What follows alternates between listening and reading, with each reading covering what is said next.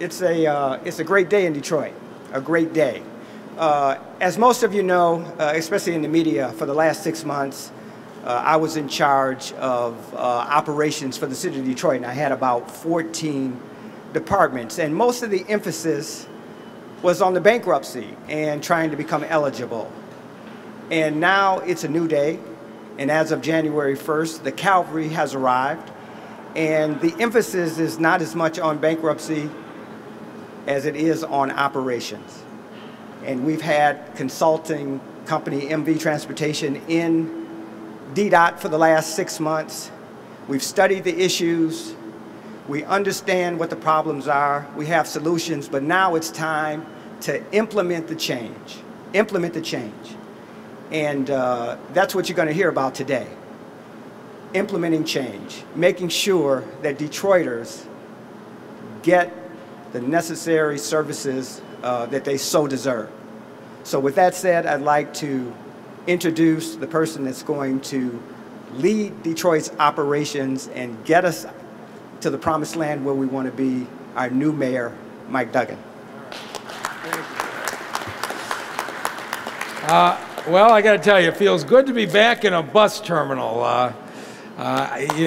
You know, I spent 4 years as the general manager of SMART, and I spent a lot of time in the terminals, but I look here, the old DSR bus I rode, it might have even been that bus, when I was in high school on McNichols to get to Catholic Central to get to school every day. My first job in law school was in the Penobscot building downtown, but I lived with my parents and couldn't afford a car. I got to work every day riding the bus. And after a year, they liked me enough, they gave me a raise. I was able to buy a little Ford Escort. But I would not be standing here today if that bus had not been there for me. And that was the reason why in 1992, when SMART was on the verge of closing, I went in as the general manager. The financial problems were every bit as bad as what we have today. But we had a different approach. SMART also had a history of difficulty between labor and management. He came in and said, we're going to change that. We got the drivers, we got the mechanics, we got the clerical, and we all sat down together and we came up with a plan that reduced the complaints about the drivers, that reduced the breakdowns on the road, that cut the costs, that added routes, improved schedule. And 4 years later, we ended up with a regional tax and a huge improvement in service. Throughout that time, the planning director at SMART was Dan Dirks, who was one of the architects of the redesign of SMART. And after I left, he ran the agency for nearly 10 years and did an outstanding job. I've made no secret of my feelings about the bus service in this city. It is not acceptable. And every day I drive down the street and I see people standing on the corners, I think of myself standing on that corner when I was waiting for that bus. And I didn't like it when it was 5 minutes late. We've got days we're running an hour or more late. It's not going to be acceptable. So the day after the election, I called my friend Dan, who was running a national consulting service. He relocated his family to Louisville, Kentucky. But I found his number, and I called him. I said, Dan, I want you to come and visit. He says, my wife won't let me come up even for a day. She thinks she'll talk me into coming back to work. Eventually, I convinced Dan and his wife both to come up. And when he came up, what he did was, before he even came and saw me, he spent a day riding the buses. He just got on the bus, started riding, started talking to passengers. Then he came out here, and he met with the leadership of the two unions. And he said, I don't want to come into a situation if we aren't going to pull together. And after he got the assurances he wanted, there was no doubt this is the person that we need to lead our transportation services. And so, as Director of Transportation Services, Dan is going to be over Ddot, he is going to be over the People Mover, and he is going to be coordinating the efforts on the M1 rail. He's going to be responsible for all transportation services in the city of Detroit. We have now a private company in here, MV, and Paul Tolliver. They're going to be evaluated just like everybody else. Somebody made a false report that somebody's been fired. Nobody's been fired. We haven't even started evaluating. But the workers at Ddot have had to deal with a series of this because before MV there was another private contractor who was in here. And it is very hard if you're an employee of this agency to feel like there's continuity if we don't have strong leadership. And Dan is going to provide that overall. So MV is going to be assessed like everybody else. If they do well, they're going to be treated the same as everybody else. And one more item before I turn it over to the other speakers. I want to say thank you to Gary Brown for all that he's done. Since he was here, he had to be in charge of buses and water and roads and snow and garbage and lighting, electricity, and it's amazing how much he's learned in a short period of time. He's done a great job holding the place together. He's going to be a key part and remains a critical part of everything we're doing, and I especially want to thank him because the danger to our drivers has been inexcusable. We need to get to a serious camera system and a serious transit police force so that the riders in this community know that abusive treatment of drivers is not going to be tolerated. Gary has already laid a plan in place in partnership with the unions that you're going to see implemented in the coming weeks and months, but he's laid the groundwork for what we're about to do today. But in keeping with the approach that I intend to take from here on out, every place I have been, we've done turnarounds. I haven't done the turnarounds. The turnarounds have been done in partnership with the employees. It was the 14,000 men and women at DMC who got us to where we are. And if Ddot is going to turn around, it's going to be the men and women who work here. And I want to, at this point, introduce the president of the Drivers Union, ATU President Fred Westbrook. Fred? Good morning. Giving honor to God and my Lord and Savior Jesus Christ, from whom all blessings flow. And today, I truly believe that this is a blessing. First of all, I'd like to thank Mayor Duggan that he has the initiative to put transportation as a priority. Also, I'd like to thank Gary Brown and Paul Tolliver for setting a plan in place to improve this transportation system here in the city of Detroit, where we will have on-time service, where we will have safety on the buses, where we will have cleaner buses. And then last of all, I'd like to thank Mr. Dirks for coming on board. It's really a blessing to have someone at transportation that's been in the business for years. And that's the type of individual that we need. He has confided in me that he will continue the plan, keep the plan in place to have safety on the buses by providing a transit police system, by getting cameras on the bus where there's assaults and anything that happened, people can be prosecuted, and also to get these mechanics what they need to get the buses on the road. So I truly look forward to working with everyone here, especially the mayor, especially Mr. Dirks, especially Gary Brown and Paul Tolliver, that together we can get this system the way it should be, a world-class transportation system here in the city of Detroit. Thank you. 2 days ago, I asked the leadership of the drivers and the mechanics union to come to my office, and we sat and talked. And I just wanted to know, are they as mad about the bus service as I am? And I was really pleased to find out that the workers feel exactly the same way.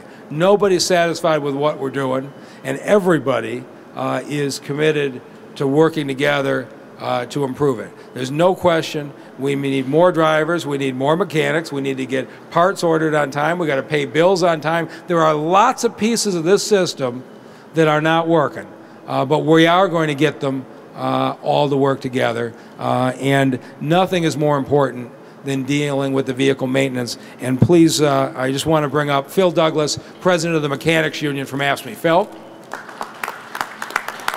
Good morning. I'd also like to thank Mr. Gary Brown. He's been working close with us. We've been trying to hire new mechanics. Mr. Mayor, thank you, and Dan Dirks. I've been a mechanic for 29 years, and our mission was always to move the citizens forward. The citizens always came first. We always had slogans, we move Detroit, move in Detroit. We always had pride. The system has been broke, and I look forward to working with these gentlemen to bring that back, bring the pride back, and I'm just excited to have Mr. Dirks, Mr. Brown, and Mr. Mayor come and join us. Thank you. And at this point, we're going to welcome the guy who is finally going to get the buses to run on time, Dan Dirks. Thank you, Mayor. It's great to be back in Detroit. I love this town. I grew up here.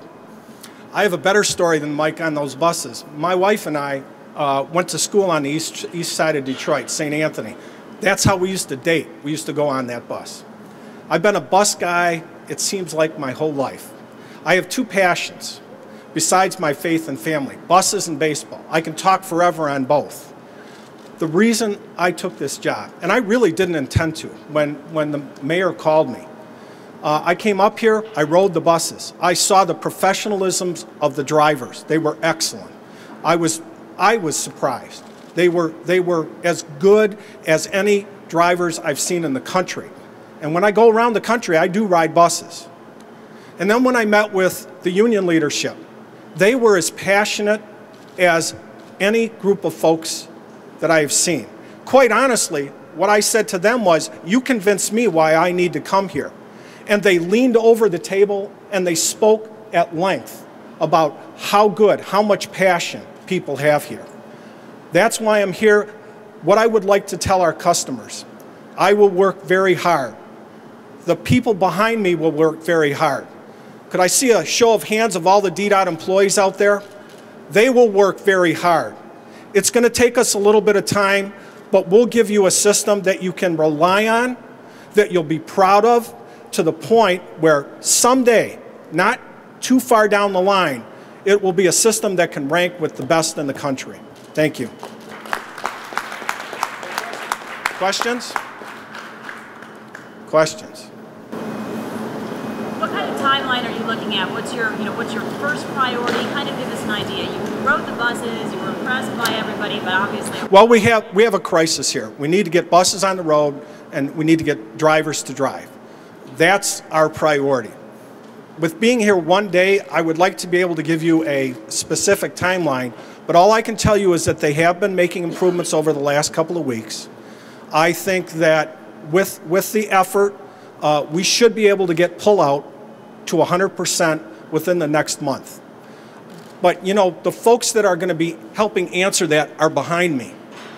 We are going to sit down, as Mike suggested, as management and union, and coming up with a detailed plan of how we can make that happen.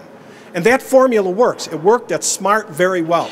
And I'm confident that I'll be able to come back to you to say, here's our timeline. Not only here's how we're going to get the buses out, here's our projection of trying to get new and better equipment for our customers also. We need to look at a number of things. Unfortunately, we have a few constraints as a result of the bankruptcy.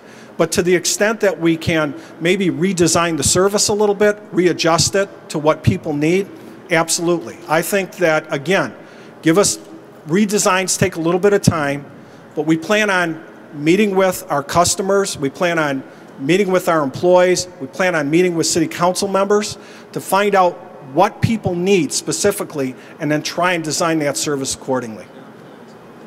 So Dan and I have a clear understanding. When he proves he can make the schedule we have posted, we're going to sit down and talk about enhancing that schedule. One of the things that we did at SMART was we had frequent meetings with customers.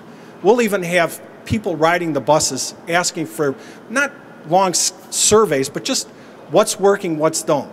And you know, the other thing, when I started in transit, I had, my first boss told me, if you really want to find out what's working and what's not, talk to a senior driver. We are going to depend on the folks who ride that service every day because people tell them what they want. And that's our intention, from everything from safety to getting buses on the road, will be to meet with the folks at our different garages and find out what we need to do. The safety is, I think, okay, Gary, go ahead. Yeah, that's a great question. The first thing we're going to do is we're going to get cameras on 250 buses. We've already piloted 2 buses. We know the cameras we want. We have the company on board. By the end of February, we'll have 50 buses that have 8 different cameras that will cover everything on the inside of the bus and everything on the outside of the bus. And after February, we'll proceed to do the other 200 buses. We're also starting a transit security unit of 35 sworn police officers that are being recruited, hired, trained, and within 90 days, hope to have the beginning of that force in place. Thirdly, we've got the Detroit Police Department that has given us 10 officers that can help in the interim while we're trying to ramp up to get Ddot its own transit security unit. There's not a transit system in the country as large as ours that doesn't have a dedicated security force. So under Mike's leadership, the money is in place, and we'll get that on board. Mr. Brown, so there's 250 buses in the fleet right now. What are we looking at ideally to get people around? Well, there are more than 400 buses in the system. We need 237 buses to service the peak 4 to 6 p.m. timeline, but we want to get at least 250 buses outfitted. Well, the first 50 buses will be on the most problematic line. We've looked at the data. We understand where most of the complaints are coming in from, where the 911 calls come from, and we'll put the first 50 buses in those locations. Yeah, there's going to be 50 in the short run and 250 over time. They've already started to do the first 50, and then there's a bidding requirement that's going to cause some time. And so you understand the division of responsibilities, and we are going to function as a team in this administration. Dan is going to be responsible for the bus operations. Gary Brown, with his expertise in law enforcement, will be responsible for the transit police operation. Mayor, when you ran the DMC, you know, now famous guarantee. Yeah.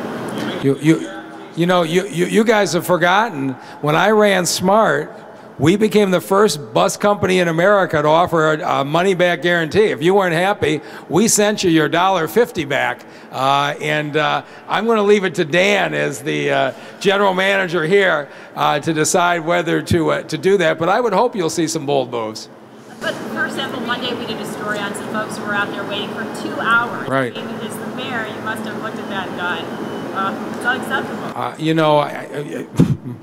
I didn't need to know it was 2 hours. I drive down the street and I see the number of people waiting.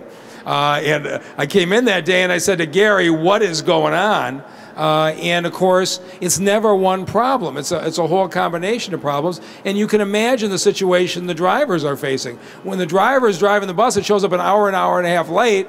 Pretty much the citizens who get on are pretty ornery, which makes it an unpleasant experience. Now we start to get into absenteeism issues that compound the mechanical issues, which is why it is so critical that the men and the women who are working here, the union leadership, team up with us. They have to believe we know what we're doing. If they do, I think they'll get behind us. But the other thing that just drives me nuts, and I've told Dan this, is right now in the smart Ddot coordination needs to get fixed. But basically today, folks ride the Ddot bus up to Woodward to the state fairgrounds while they wait for the transfer. And it's across the street from my house. Every night, I see a taxi or a line of taxis sitting there. You got people who are making $7 or $8 an hour, standing on that corner waiting for the bus, and those taxis are waiting to see who's late enough or cold enough. They'll pay $20 to get a ride home. And I told Dan, I want to drive by State Fair and see no taxis lined up, and I will know that we are finally making some progress. We're going to change this. There's going to be a different level of attention. Let me finish with the media, and then we'll take anybody else who wants this question. Yes?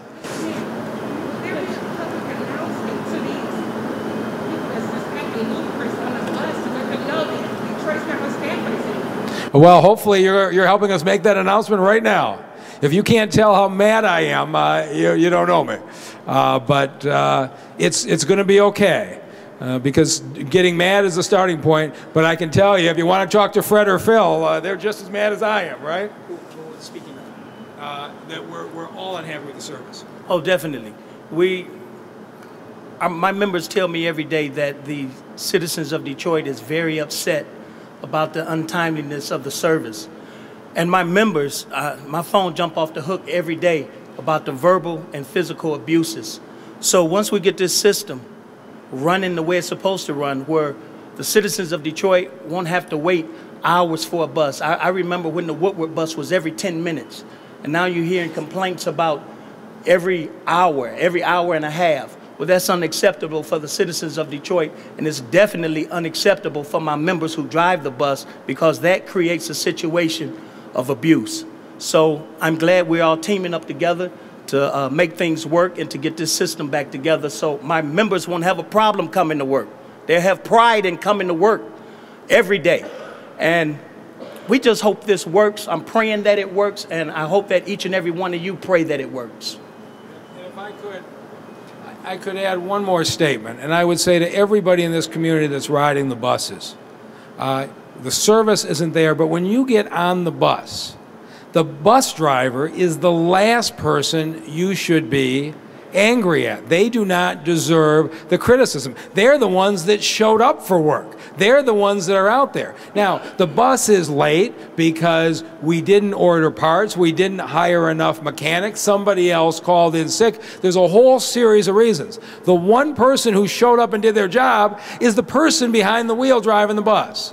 It is not fair to vent your abuse at the driver. And I hope the people, the riders of the city of Detroit can understand that. You ought to be mad at me, you ought to be mad at Dan, and we're going to fix it, but you should not be mad at the men and women behind the wheel. Yes, sir. Man, we don't want to be mad at anyone.